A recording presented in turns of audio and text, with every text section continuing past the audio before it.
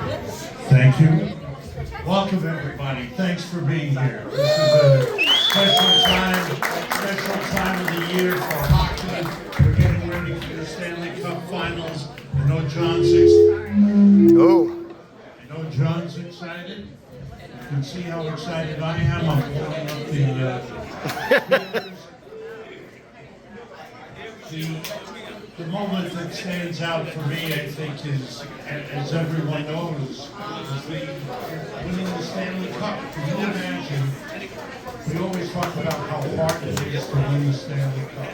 The New York Rangers, original 16, a team that has great tradition, great pride, has had great players year in and year out. They've won only one Stanley Cup in 85 years. Yep. 1994 was a special year. There was nothing like it from beginning to end.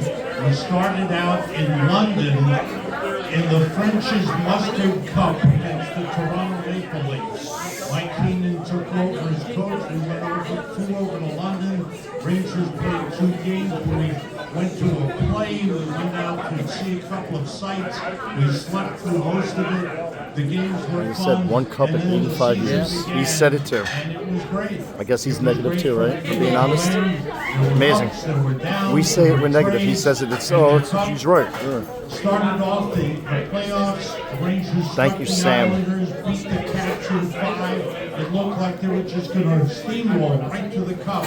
And then came the Devils series, which I think was the greatest playoff series I've been involved with and that I've ever seen.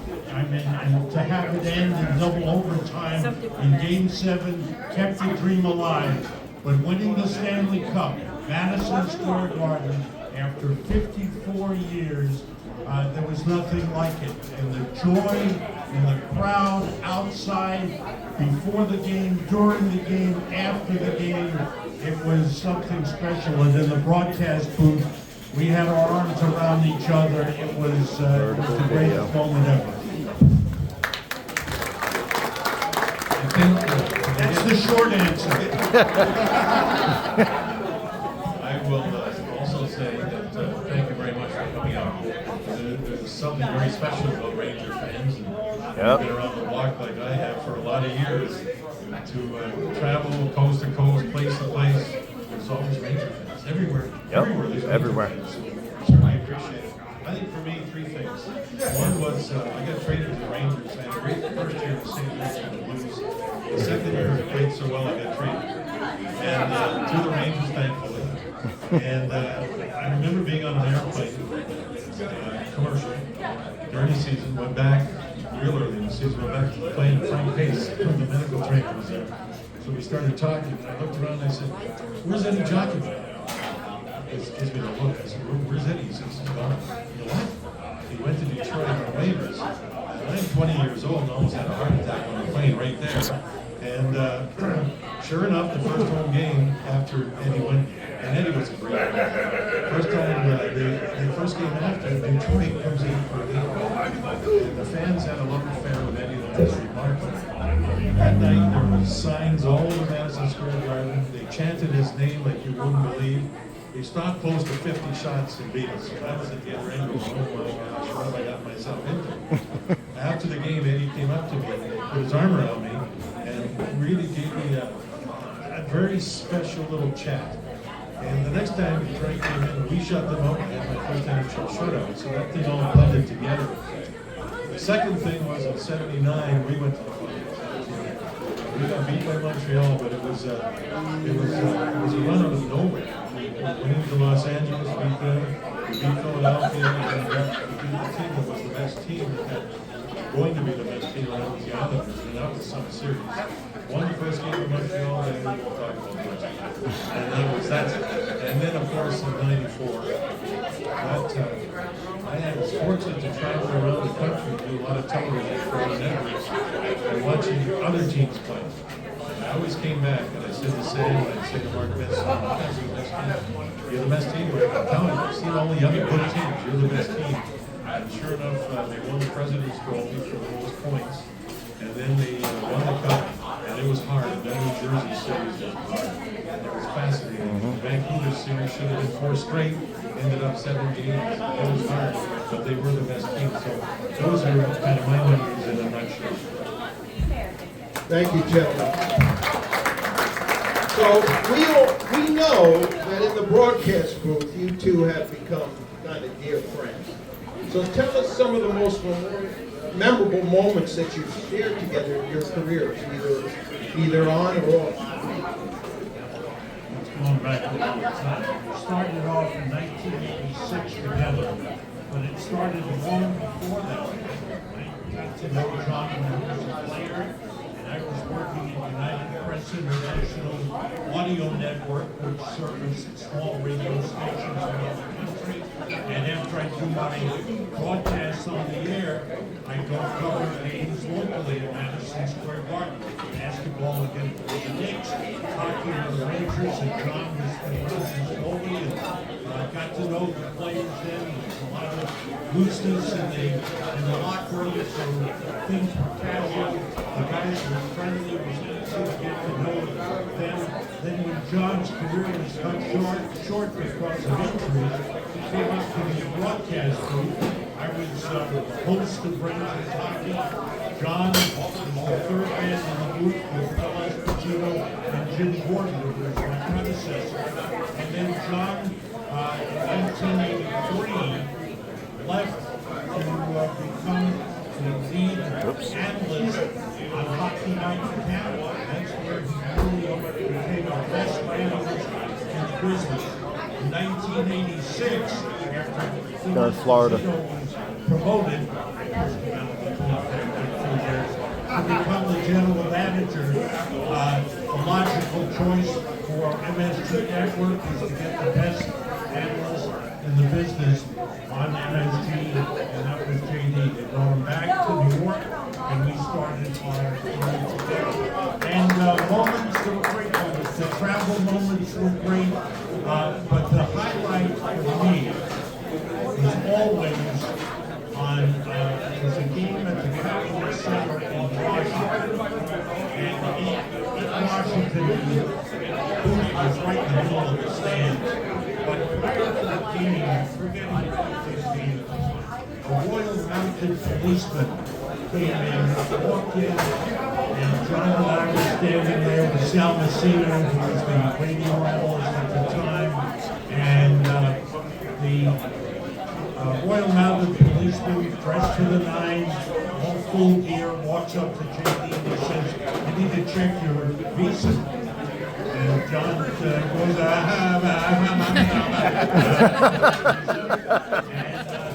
about to take him away when we all turned and said, "April Fools."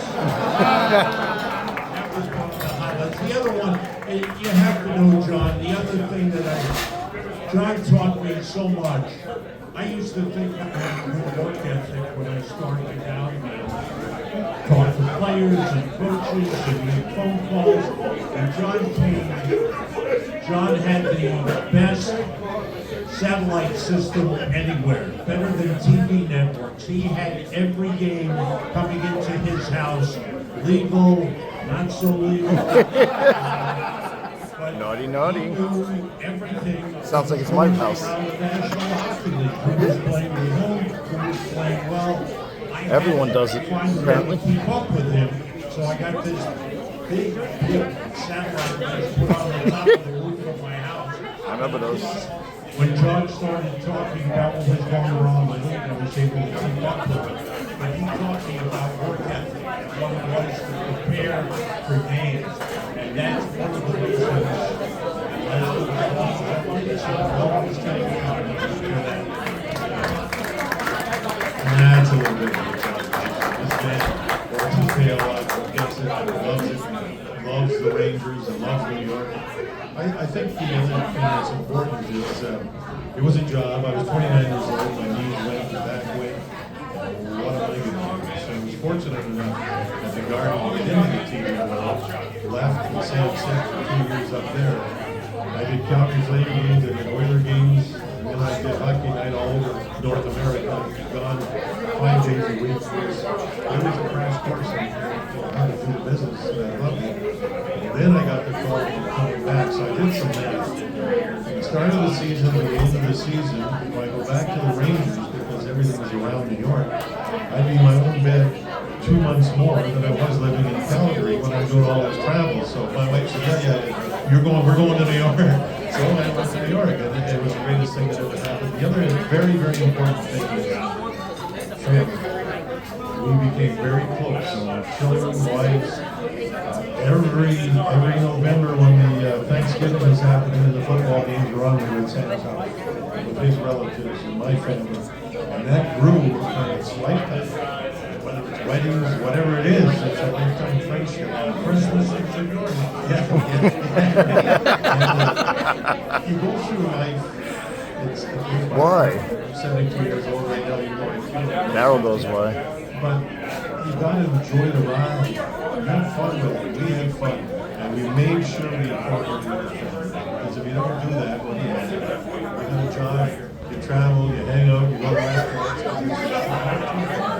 So we really have had a blended family and a great time for a lot of decades. It's been great.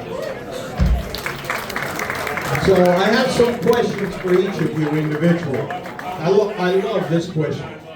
This comes from a member of the audience. And here's the question. It's to you, Sam. Sam, so many of us grew up hearing that famous call, "It's a power play goal." How did that iconic call come to be? It started out, I have to backtrack from hockey. There was a period of time in the early 80s where I was the public address announcer at the Meadowlands for Cosmos, the New York Cosmos, Cosmos Soccer. The Cosmos were the premier team of the North American Soccer League at the time, and I was the PA announcer, and Cosmos were the best known team. They do pretty well at Giant Stadium. They would draw for a league game maybe 30,000 people when it was still half empty, more than half empty stadium. So what the people wanted, the people who ran the Cosmos wanted energy when the Cosmos scored. So when the Cosmos scored, basically, I would call out, "That's a Cosmos goal." And now we're ahead a few years. Now I'm doing the Rangers, and I believe it was 1987 when the Rangers scored 111 power play goals. Wow. It seemed as if Holy every shit, goal that's a they lot. scored was on the power play. And that became, it's a power play goal, one after another. And as it caught on, people liked it. It kind of refined it a little bit. It's because of Anajad. It's a power play goal. And it's Chris Kreider scoring over 20 power play goals. Yager, there you go. It was as power plays became more and more important in the game, the power play goal took on a life of its own. So I'm thrilled by it. I'm glad the fans, you have all loved it, and I love doing it. We look forward to it. It always bugged me when I had to say, well, the Rangers are over 12 on the power play. Was that in February, Sam? What's that? Was that in February you said that? Open 12?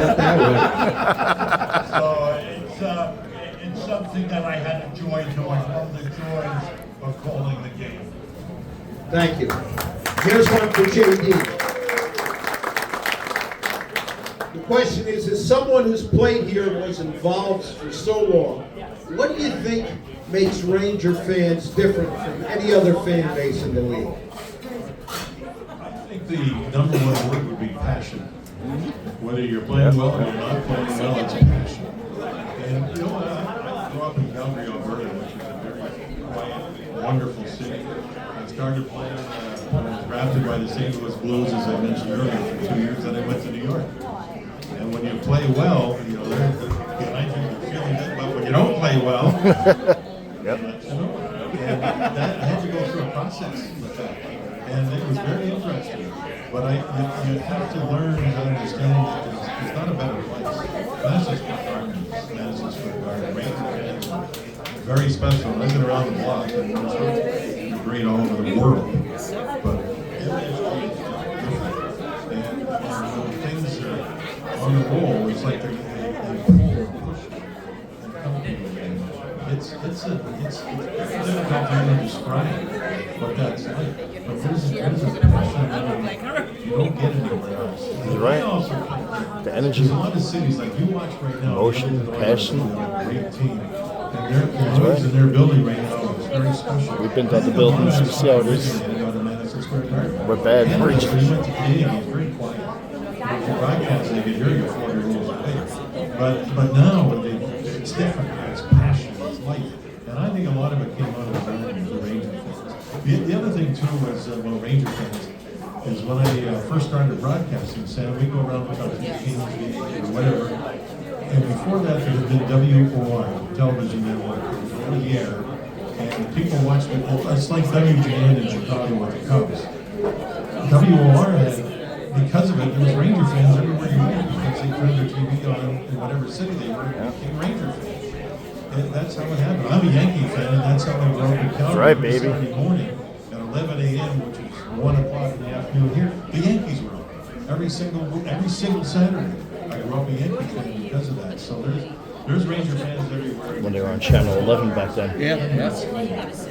Remember, we used to go into Minnesota and play the North Stars, and we get fans from North Dakota, South Dakota, Colorado, Quebec, the Northeast is moved to Colorado. We get fans from all over the country who is really special. Thank you. So here's another good question. Someone asked, what's one story from your time together, one behind-the-scenes story that fans haven't heard but would love to be told? Sam's always late. He got better. He was late today That's too. it, Sam? You're gonna let him beat you with that one, Sam?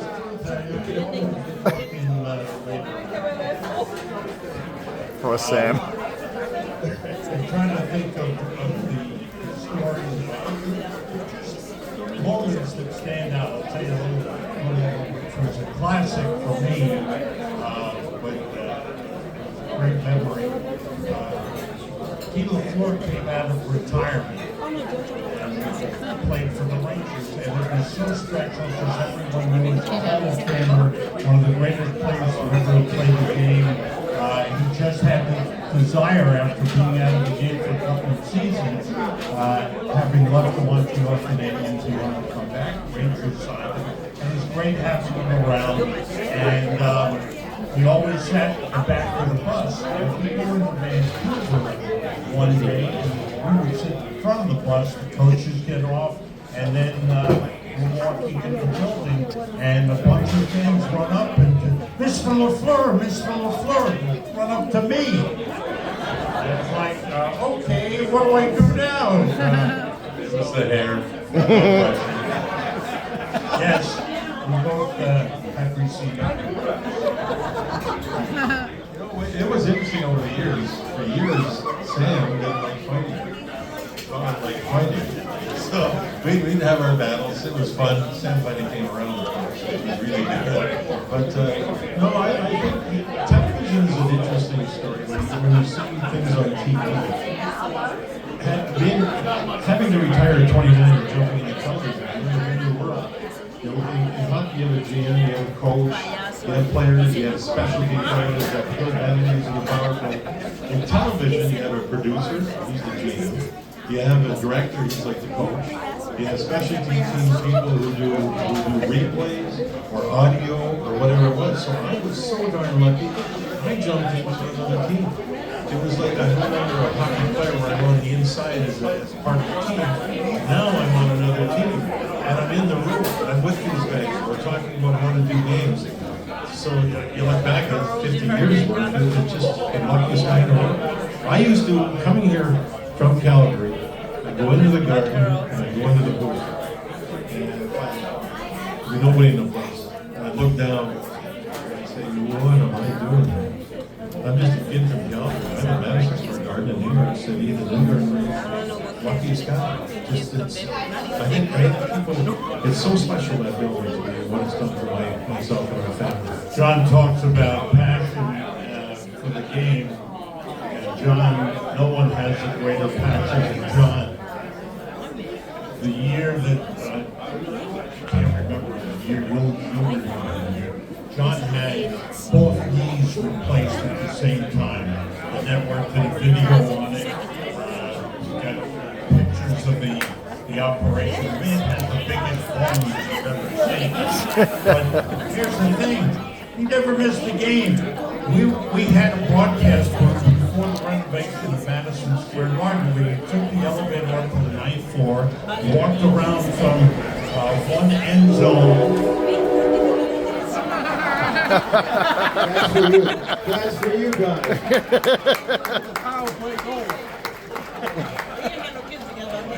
You walk around from one end zone to center ice, and then you had to go down this flight of steps, narrow flight of steps, and this man was coming down in crutches to the broadcast booth. He never missed a game because he had this great desire to be there all the time. He loved the game, he loved the broadcast, and to watch him come down those steps on crutches was unbelievable, but he came back strong. Very smart. By the way, Pete Stamkowski, former Ranger, sent me a note. Jill Villamure, who lives on Long Island, was Eddie Jockman's partner when they got goaltending tandem. Turned 85 a couple of days ago. So God bless him. And Simmer, no one is taking care of Jill more than Pete Stamkowski. What a great pair they have. You have a question? Go ahead. Here, come here. Oh, youngin, little guy. So, when you're broadcasting, when you say it's about football, how many times did you say for Panarin? Panarin? A lot of times because he was the second, usually, see the best power play goal scorers were Chris Kreider and Mika Zibanejad. And then there was Panarin. Panarin's a great passer, but the best power play goal he scored was in Game 7 against the Penguins. Yep, remember that. They won the first round. We flipped out my basement. That was a mess. Yep, don't forget that one. Great smile there. We're going to open it up for the crowd in a couple of minutes. Good question, young man. Good question. Yep. Here's a couple questions for each of you. A little more serious, but I think they're interesting questions. So here it is. If you could each go back to the beginning of your careers and give yourselves one piece of advice, what would it be? Who wants to go first? It's a tough question. Yeah. Kind of a serious Right. one, but That's a lot of thought gotta go into that. Frank. Oh. Alexander, he's coming back. coming back. Yeah. I think that back in the day, myself and teammates, not everybody, but we could have been better prepared athletes. The world was different then compared to today. So when I got hit between the eyes at 29, that I was out of work, very lucky to get back into the business through television. I learned to work a little harder. And I just wish there's some of those things I could have done over again. Maybe I wouldn't have had the injuries that I had. I've had 5 knee replacements, I've had 7 back fusions, so I'm kind of beat up, but maybe, you never know. Things kind of been a little bit different, but you learn along the way. Got a lot of legs. And if you're honest with it, you spread the message to, like I have 5 grandsons, so I spread the message to them. It's great, you learn. I think one of the things that I would have done better starting out was just to be more involved and with the total production. I think when you start out as an announcer, you're kind of in this little shell because you're just concentrating on doing your play-by-play, doing your job. but you come to appreciate all the people. John touched on it. It is a team effort. It's the camera people, it's the stage managers, it's everyone who works on the telecast has a role, and it's very important. And as time went on, I came to appreciate that more and more. And I think that was very important in my career, in the longevity, because it was an appreciation that everybody was trying to make it the best telecast that they could. I had my job to do, but also had to understand, don't be critical if someone if a cameraman takes a bad shot or something, he's trying his best to do his job. So there's an appreciation that goes on, as John mentioned, that it's a team effort, night in and night out. So here's a question. It's kind of the other side of the coin, the question I just asked you. What do you both hope your legacy will be in the game of hockey, especially with your time in the I just want people to realize, and I think they have for the most part, how much I love the game, loved hockey, loved the game, loved the players, loved the New York Rangers, and I try to bring that across. I think one of the things that worked well with John and myself is we didn't look to throw players or coaches or anyone under the bus. And the other thing, because John did network TV, I did network TV, there was always the appreciation that there are two teams playing the game. Everybody knows that we want the Rangers to win, but John didn't wave the pom-poms, I didn't wave the pom-poms. Always gave credit where credit was due. There was a great appreciation of the players on both sides, and even when the game was 5-1 or 6-1, the next play could be the best breakaway you've ever seen, or the best save by a goaltender you've ever seen. And I wanted fans to appreciate the game and the players and all that went into it. And for the most part, I think they came across. What would you say, sir? JD? I've been lucky since I started playing junior hockey when I was 18 years of age till now. I'm still involved with the National Hockey League basically for over 50 years. It's given me everything. I've seen the world because of it. I did 5 Winter Olympics all over the place. The key to me is be a team player. Just be a good person. Be a team player and respect everybody that you come across. Tried to do that, and the best examples I've seen regarding the players were Adam Graves, Mark Messier, Wayne Gretzky. Messier and Gretzky were icons. A quick story about Wayne Gretzky. He calls me one day, he says, I gotta play golf tomorrow, it's Monday. Can you give me a place somewhere to play golf? So I called a friend of mine in Westchester that was the greenskeeper superintendent for the golf course, closed Mondays. He said, okay, have Wayne come over to my house, it's on the 18th fairway.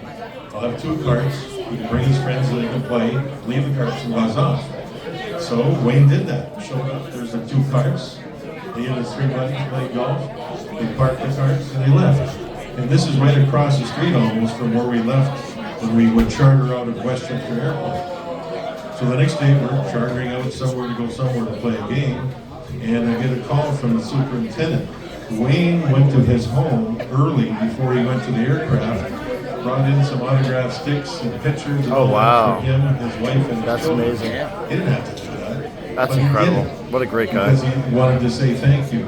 And I've learned along the way, no matter what you come across, no matter where you are, there's people that own restaurants, there's other people that help make the restaurant go. And you need them all. And treat them well. And treat them properly. And that's what I've tried to do through the years. It's given me everything, so make sure you respect it. Thank you. Beautiful. So I'm going to ask one more question from the questions that were done in the pre-question answer session here. And then I'm going to open it up to the audience here. So get ready, folks. That question is, where do you see the Rangers headed in the next 5 years? What are you most excited excited Good about question. the future of the franchise? I think we all know how tough it is to win. The Rangers, the effort is there each season. Last year, it was a glorious year, President's Trophy, Yep. get to the Final Four, losing 6 to Florida, the eventual Stanley Cup champions, and most of those losses were I think all of them were one-goal losses, a couple of overtime losses. But I think that the Rangers right now are a bit of a crossroads. You have key players who are still quality players, Panarin, Zibanejad, Kreider, but they're a little older now. So some tough decisions will have to be made. They've got some really good young players and some prospects coming along. I think Gabe Perreault, who they signed out of Boston College at the end of last season, the end of this season, will be a very good player. How quickly he becomes a big player, that we don't know. And a lot will depend on him. They have the goaltending secured. One thing we haven't had to worry about.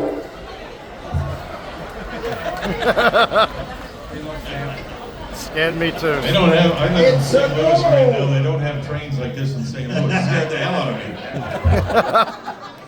Rangers have been blessed with great goaltenders. You could go back to JD and before that, with Eddie Giacomin, and after we've had Mike Richter, we had John Van Beesbrook, we had Mike Richter. How many good goaltenders can you get in a row? Henrik Lundqvist for 15 years, and now they have Igor Shesterkin locked up. So they're secure in goal, and it starts from the goal out. They need to be tougher on defense. Yep.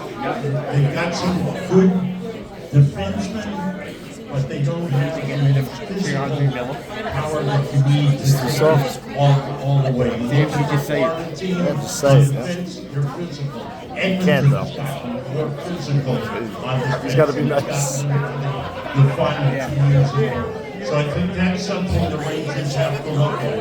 They've got some good forwards. A Will Cooley, who John knows very well because he was there when they drafted him. This kid, in 2 years, he has the promise of being a big-time power forward. He's the next Chris Kreider and beyond. Chris Kreider's had an excellent Rangers career and a 50-plus goal season. Will Cooley may not be as big a goal scorer, but he has The heart. potential of being a really big-time player. Now, we'll see where it takes them. Mike Sullivan has come in as coach, 2-time Stanley Cup champion. He knows New York. He was my go-to guy when he was John Tortorella's assistant. So I love Mike Sullivan. But a proven commodity, and I think he'll have an effect. Now the question is, can they fill in a couple of gaps? They've got potential, but they've got to make the decision on the 30-year-old plus players because they're at that stage where they're not going to go up. It's either here or heading down, and those are tough decisions to make. What do you think, JD? Well, I think that with Sam now retired, there's your next assistant general manager. He has Yeah. Oh, Chris? Get him in there. Actually, I still have 1 year left working with Columbus, so I can't say too much. But I will say with Mike Sullivan, he has a presence. When he walks in your room, you know he's there. He's got great experience. I think he'll do a very good job. Is that foreshadowing JD coming back to the Rangers? The Rangers drafted Diaz Anderson. The asshole got rid of him. But it didn't work out. He was drafted in the top 10. 7, right? And it didn't work out. So we were at the draft, and it hadn't worked out, and our scouts were clamoring to get Will Cooley. And Jeff Dorton and Chris Durden Wanted him to fire. What the hell? I remember that. Go into somebody and he wouldn't do it. That's why they both got let go. Yep, I remember Los that. Angeles Kings. He was Ridiculous. So we called him. He had real interest, and we had to do it right away because we're in the middle of the draft. And sure enough, they said, "Okay, we'll take it. We'll give you number 60." Bang, we got got a little coolie at 60, and so far it's worked out pretty good. So it's strange how you can turn something that you hoped would work, it didn't quite work out, but you turned it into something. To me, that's good business. But yeah, I don't really want to say too much other than there was a number of players for the Rangers last year that didn't have a good year. They're better than that. I see a rebound with a number of those players. They're really good players. And this coach, I think, is very good. One more question, and this one comes from me. This is for you, Jay. If you had Shesterkin's contract, would you be here today? Because of Sam, I would. I'll tell you that right now. Yeah, there's times have changed a little bit. Hasn't it? Yeah, you sure have. And they keep going like, I looked the other day, I got an email, the average, like, get all the league emails. The average salary is $3 that's the average for the, That's crazy. For the league. I remember when my highest contract that we won was $175,000, which was a lot of money back in the days of black and white TV, but it's changed. It's certainly changed. It's not as much as it is now, Let's open it though. up for the audience, huh? Yeah, finally. So anybody that has the question and answer tickets, I'm happy to come up.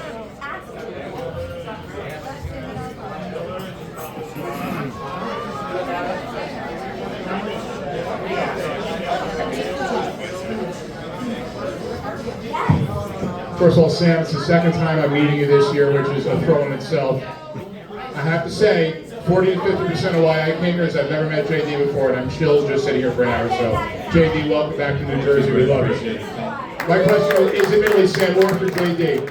78-79 season, what is it like in the locker room? Eddie Johnstone, Nicky Fatiu, Murder, Maloney boys. What is that season like playing with that era with those guys? Because that's what I grew up on, and that's what I remember first about Ranger hockey. Thank you. I will say that team was really a lot of fun. And we're talking a lot of fun. Staten Island's Nick Fatiu played for us. Tough guy, great guy. Saw him recently. It was at Sam's night. I saw Nicky spending time in the Boston area and here, doing very well in business. Really happy for him. We go on the road. I'll tell you two stories. We go on the road, and Nicky was rooming with, Bill Goldsworthy. And Nicky would race up to the room first and put his stuff in the room and then leave. Well, he didn't leave. He'd hide in the closet or something like that. And Billy Gold's ready to come in the room and throw his bag down, zip the shirt, go to put it in the closet, and Nicky would be in there and scream at him, and it would scare the bejesus right out of him. And we had characters on that team like that always did that stuff. And here's a little off color one. We were in Toronto, and the hotel in the lobby had this lobster pile. So we had 11 o'clock curfew, and Nicky and I came in at 5 to 11. We had a nice dinner, a couple of beers, and Nicky's always conniving. He always wanted to do something. He had this top coat on, he went, whoop, grabbed the lobster, put it under his room, back up.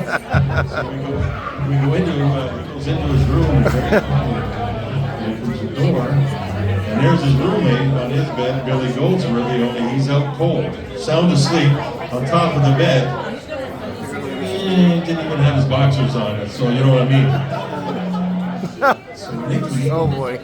quietly shuts the door and goes over and takes the pins over the lobby, puts it right down on his chest. Now the things are going on. This and slides off, and Nicky puts it back. Another takes one like this, and Billy wakes up and screams and tosses a lobster, and I'm standing there, and Nicky's standing there, we're laughing. We dart out down the hall. Well, Billy's upset. He darts out, goes down the hall after us, and the door goes click. There's a little issues. we had one of those guys. We had young players like Ron Duguay and Dave Maloney and Don Maloney, just young guys full of life. We lived in Long Beach, on Long Island. For that Long winter. Beach, Long Island. There you One go. winter with those young guys. It wasn't that winter, but one winter. And then it was Donnie Murdoch and the two Maloney's who ran a home there that they rented for the winter. And there was quite a bit of snow that winter. And in the spring, the snow all melted. And everyone must have been 200 newspapers up there. He had to pick one up. Always. But they were just young guys who had a good time, and it was fun to be around them. And I can tell you a million stories. It was fun.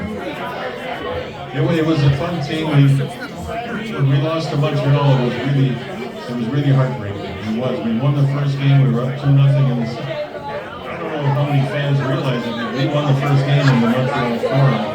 And in Montreal, that was bad news. They go crazy up there. So they were going to change their great goaltender, Ken Dryden, who got booed in the first game, got the hook.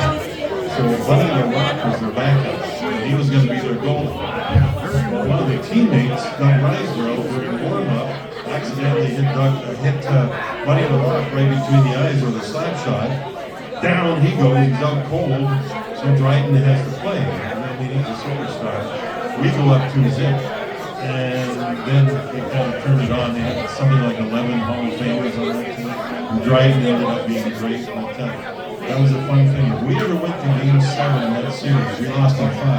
ABC was going to do the game, and Howard Cosell was going to be one of the announcers. So that would have been fun. Yeah, that was my plan.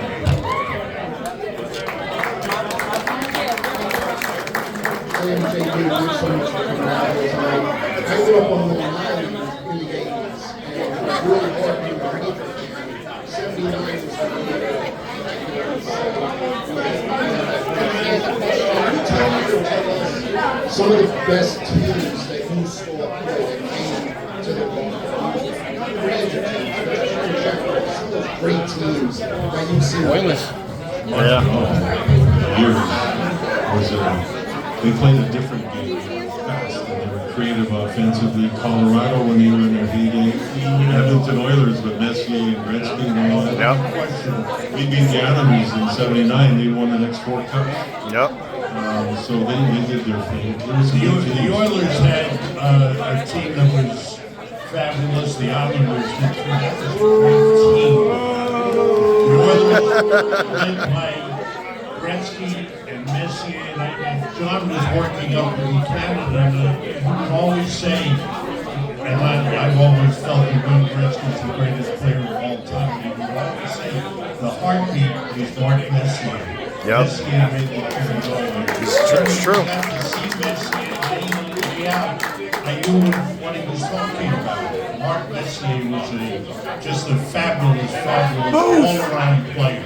But that Edmonton team had Glenn Anderson and Yari Curry and Paul Coffey. It was fabulous, great pure and goal. But then,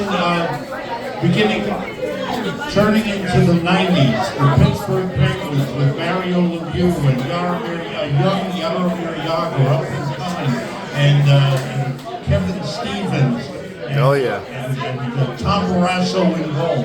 Those were great teams. Casperitis. I hated that team. Mario, it was interesting when Mario came into the league, 1984, and Phil Esposito, old school hockey player, watched the players. This guy's not so special. I said, Phil, he's just watch. What's special about him? He just moves around. And then Mario, at the end of the night, would have 2 goals, 3 assists, 5 points. But Phil came around to understand what Mario was all about. And Mario, if he hadn't have missed those 3 years, would have challenged Wayne Gretzky's record. So Yeah, the it's Pittsburgh true. Penguins in the early 90s, Absolutely. and then when Mario came back, they were tough again. Mario's the only one that could keep up with Gretzky. About the Flyers. The Flyers of the 70s may have been the meanest team in hockey history. What happened there was the St. Louis Blues went into Philadelphia and beat the Jesus out of them. Bad, real bad. There was people getting arrested, players arrested, the whole thing. And the owner for the Flyers said, it'll never happen again. Ed Schneider's name was, so they went out and got all these guys. And that they became the bullies. The Flyers were the bullies. And they basically beat up. They were good too. They had some great players. But they were good. They were good and they were tough and mean and nasty. We were all happy because of the St. Louis Blues and the Plager brothers going in and do their thing. All right, we got another one. Mr. Rosen, I have a question. What was your favorite Mika's Advantage moment and your favorite Chris Kreider moment? Well, Mika's Advantage moment is one that just is one of the greatest performances by a player ever. That was in March 5 years ago. That's At home, 5 goals. The Washington Capitals when he scored 5 goals. Yep, that's the one. in the game. I mean, He did that against the Flyers too, didn't he? For a player to score 1 goal. He's had a lot of goals against the Flyers that one game too. Every time he touched the puck, it went in the net. I remember that 5 goals in that game. I remember What's really that. exciting about that game is that Mika had already scored a couple of goals. Caps came from behind because Alex Ovechkin scored. So you had Alex scoring, then Mika scored his 3rd goal. Remember that game? Alex Yeah. scored his 2nd goal. Then Mika scored his 4th goal. And the game went to overtime, and Mika scored the game winner in overtime, his 5th goal. To me, that was Yeah, I the remember that. singular greatest performance that I've had the privilege of calling. Chris Kreider, Carolina. just saying Chris Kreider, A year ago. Yeah. Last 3 year. years ago, the 50-goal season he had, he fully realized his potential. I know John and I and people around Advantage the yet. broadcasting will always feel that Chris had the potential to be up here, and he was always good. He'd always scored 28 goals, but you had to get a fire under him to get nasty. He's a nice guy. People love Chris Kreider. They gravitate to him in the summertime. They work out with him. He's got the great physical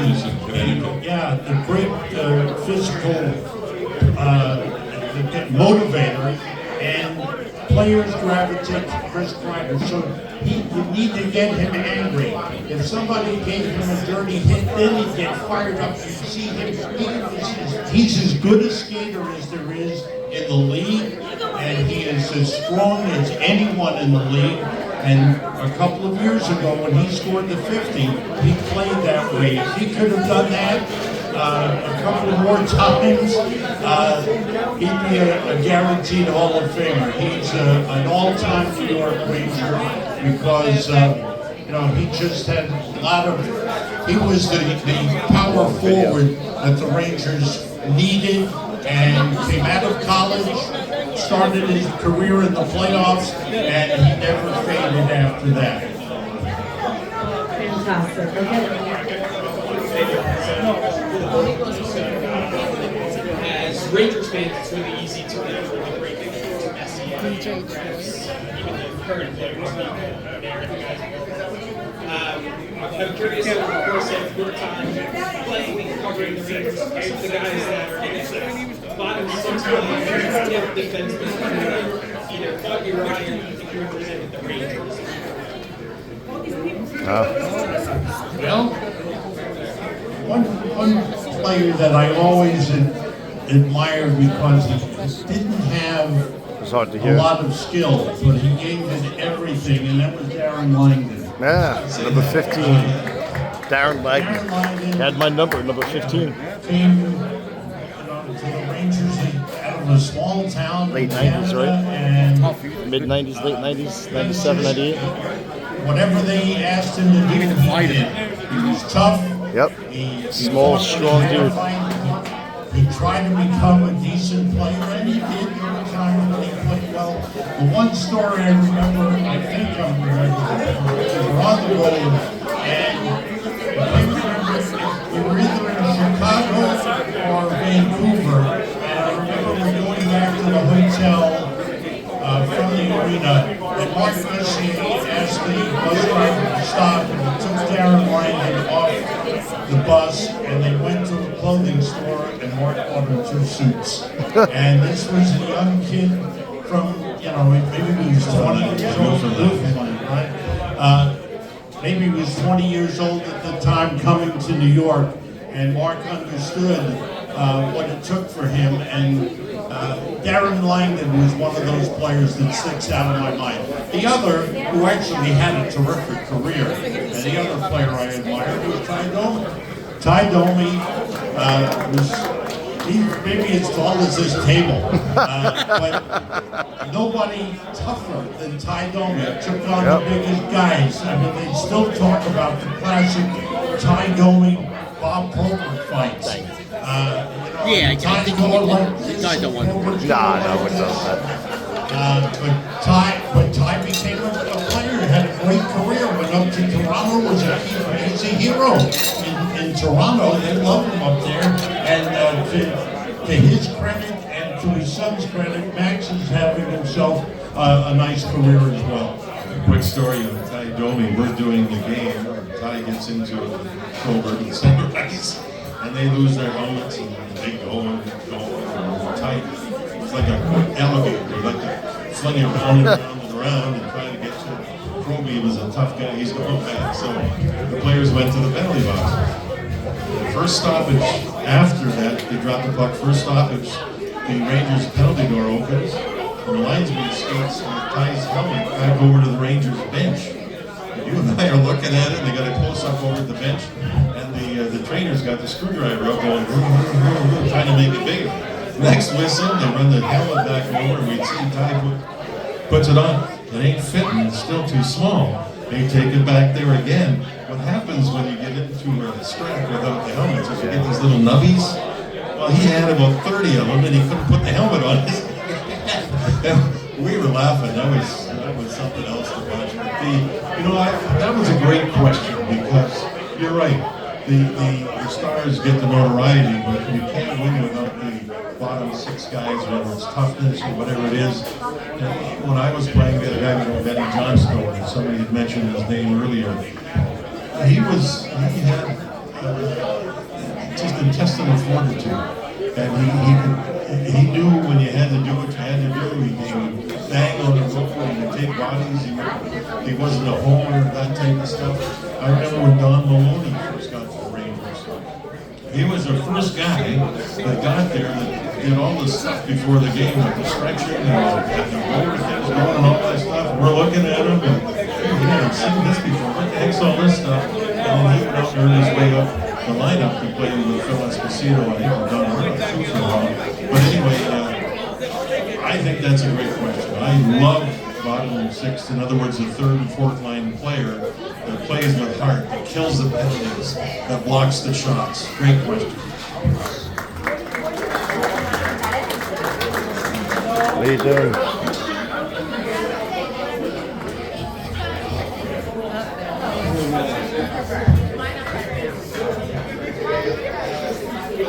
With the Rangers and everything. Eddie. I've been a fan of broadcasters all my life. Can you maybe tell the fans about some of the guys who were before you and you worked along with, like in your speech you mentioned Al Troutwig, who I felt didn't really get his due by the Rangers organization for what he really brought to the table, and perhaps maybe share a story about the great Bill Chadwick.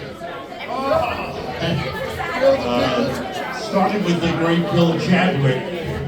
Bill was a Hall of Fame referee, and was the best in the business when he worked. And lost sight in one eye and had to give up his career, went into the broadcast booth. And at the time, this would always amaze me, but I remember when I first started at Madison Square Garden in 1982, I was the host of Rangers hockey and Knicks basketball. Well, up in the booth, there was a lot of, it was loose. It was very loose. So Jim Gordon and Bill Chadwick would go on camera and they do their open and throw it to commercial, and they would walk over to the desk, and the next thing was Bill would flip open the top of a Budweiser can. And he enjoyed a couple. He would mispronounce a couple of names, and Bill, we drove to Philadelphia one time for a game. We were working together, and Bill said, people make a big deal out of my mispronunciation, but who cares? I just love doing the game. Bill knew the game well. He was outspoken. Oh, this guy can't put the puck in the ocean. Keep the bugbear. Oh, shoot. That's right.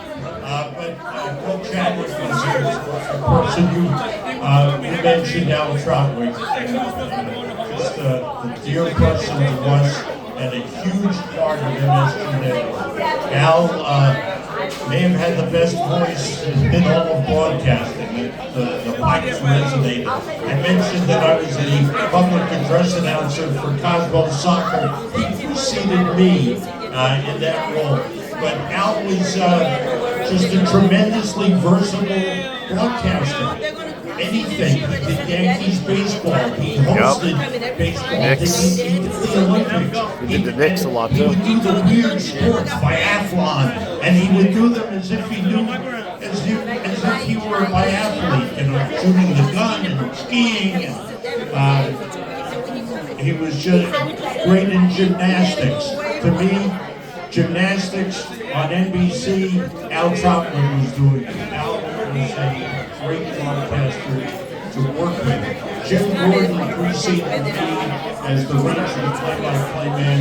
No one did more for me in my career than Jim Gordon. I got to know him when he was the morning anchor man at WIS Radio for All News. I was working in the newsroom as an assistant, and he took me under his wing. And he would listen to my broadcast, my tapes, and critique.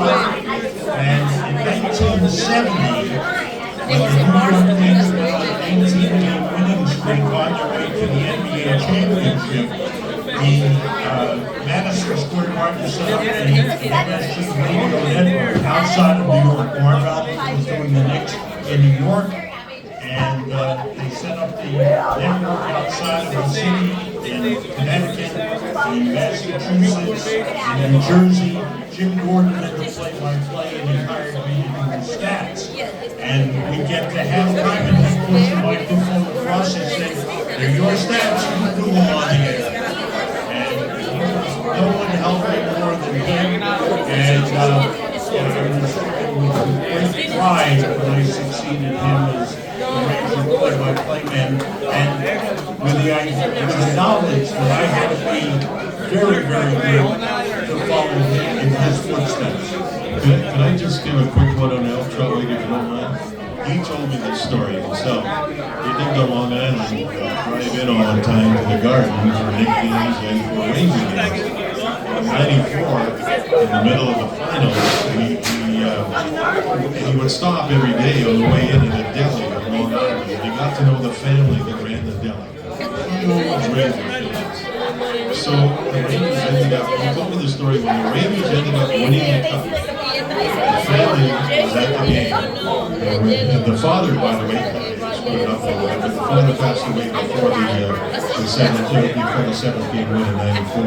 The family drove right after the game, left the garden, went back to Long Island where their father was buried, and he had a pipe coming up from the ground with a cap on it, and they told Al that the family went there, it was late obviously, undid the thing and talked to their father. Mark Messier scored the game-winning goal at such and such in the third period of Game 7 against the Vancouver Canucks. It's 1994 pop, there you go, we won it. And they sealed it up. And Al told me that story, it's a classic. JD, I'm a big announcing fan, but I'm also a big goaltender fan. That seems that was short. It was short all the goals in the 70s and 80s. And I want to ask you about the Lone Ranger mask, which is a classic. I don't think many people have seen it. It only wore for like 14, 15 games, I think craft or something. But can you tell me how that came about and what happened to it? Well, it was a mask, it was the Rangers, and the whole theory was the Lone Rangers with the mask across, the Lone Ranger with the mask on, a couple of silver bullets on it, all that stuff. I didn't have a whole lot of success with it, so I didn't use it as much as I had hoped. But what happened was, I won't divulge the name, but one of the trainers actually sold them. And a few years later, looking at what's happening, you're sitting at home looking at some of these auction house. And there's my mask for sale on this other piece of auction site. And I never did get it back. The other one with the the red, white, and the blue. I still have it sits in my office. But yeah, you've got. And here's another quick one too. And Tommy Horvath was one of the so-called stick guys with the Rangers out of Hell's Kitchen. Wonderful guy. He lost his life a couple of years ago. I was sitting at the Garden watching the game as a backup goalie, and I put my gloves and mask right underneath. So the game's over, and I go to reach down, and there's the blue and red, white one. And my gloves are there, but there's no mask. It's gone. You don't know where it went, so I'm not very happy. Somebody climbed underneath the stand, and sweet, it's gone. Wow. So Tommy Horvath, God bless him, he put the APB out. He's from Hell's Kitchen, and he knew New York and that area of the world, and sure enough, within 24 hours, the mask was returned. So it's about who you know down in certain areas of New York where you need a little bit of action taken care of. And Tommy did it for me, and I've still got it. Awesome, we're over here. Hi, Sam and Jamie. I don't know. Crazy. Did you know that Joe was going to retire before the end of the year? Second question first. I did not know. I will say this. Joe comes from a big family. He's a very, very family-oriented person. He's lost a couple of siblings to cancer. He's got a couple of brothers that are suffering from cancer. And throughout the season, Joe would be on the phone with them, finding out what's going on, what kind of treatment they're getting, very much involved. He has a daughter who lives in Minnesota, married to Hall of Famer Mike Madonna. They have 5 kids. Joe's very much involved with them. Joe's son lives in St. Louis with 1 child, and he told me recently, after he made the announcement, that he'll probably wind up in St. Louis and just travel back and forth to Minnesota. But no, I admire Joe for, he saw what was going on and the reception that I was getting because of the public knowledge of my retirement. And Joe kind of, every time the question was posed to him, what about you, Joe? He would say, oh, I'll be around, I'll be there. But I think the family situation and the need to be close to his family, be involved with his family, his siblings, and his grandchildren, he came to the decision that he wanted to retire at this time. And Joe, as far as working, John set the stage, and he set the standard for announcers in preparation, in knowledge of the game. Joe Micheletti followed perfectly in his footsteps. Same work ethic, same approach to a game. We always talk to the opposing coach before a game to get their side of what's going on. Joe, having done national broadcasts, having worked at ice level, having interviewed players, knows a lot of the players.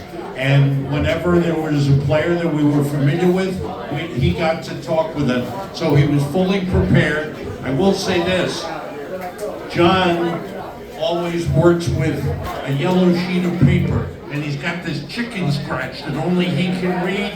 Joe did the same thing.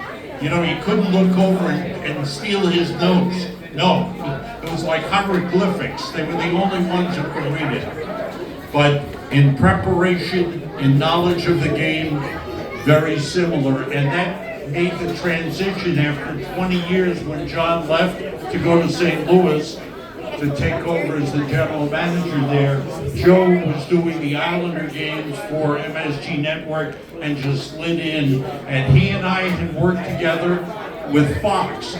When Fox got the national contract for the NHL from 1995 through 1999, the 2 lead broadcast teams were Mike Emmerich and John Davidson, Sam Rosen and Joe Micheletti. So it was easy to work with Joe, and it was the best working with John. So I had the 2 best ever. I just say Joe's a friend of mine, and the yellow card is because I have a bad memory. I have to race. Thanks. But when I left, something just came up. Had a new opportunity. I said, yeah, I'm jumping in, I'm gone. And I feel strongly that it had something to do with having Joe become Sam's partner. Joe's a friend. He's really good at what he does. And I'm really happy that you guys had a great run. Great guys. Awesome. We're over here. 20 years with John, 19 years with Joe. Pretty good. All right, this is going to be our last question, then we can open it up for the autographs. Hi, thanks for coming out. I guess the studio autographs there makes sense. Probably doing autographs here. Yeah, it makes sense. Not necessarily the best. We're all here anyway.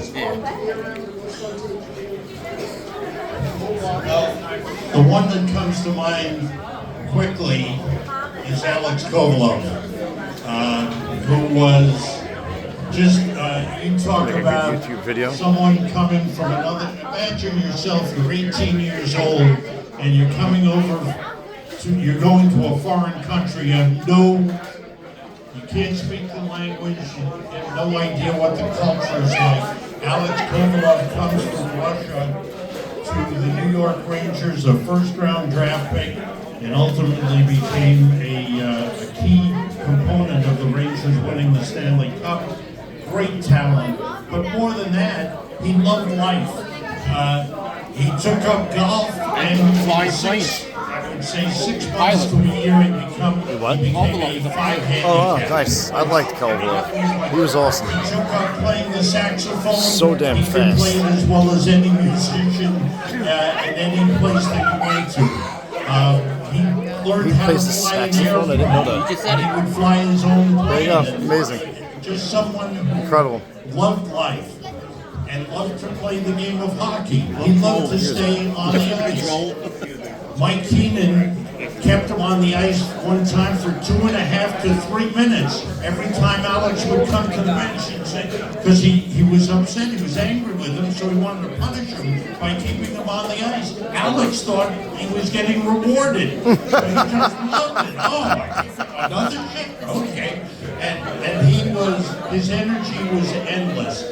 And he just had so much talent. He played for so many teams. He loved life. He was a great person. When Coley Campbell was the coach, He was an amazing stick Coley would handler. come up to me. Incredible. He'd be upset because Alex is a freewheeling player. Coley Campbell was straight, north-south. He wanted you to play straight the north-south. promise, right? Get in, go on the forecheck. Coley calls me over one day. He says, "You got to talk to Alex." I said, "Coley, won't be tough." I said, "Tell him he's got to stay on the forecheck. He's got to stay on his side of the ice." I said, "Coley, you're the coach. You tell him." I says, "Alex will listen to you. I won't listen to me." Alex, Coley wants you to stay on your side of the ice. Go, "I can't do that. I got to play like this." So, Great. Alex not only had an airplane, he had a twin-engine airplane, and when he was playing in Pittsburgh, he'd jump in his plane, fly to Long Island, and he loved a restaurant that was Russian there. He'd That's pick up dinner hilarious. and fly back to Pittsburgh for his family to have dinner. Oh my God, that's He hilarious. was a very unique guy.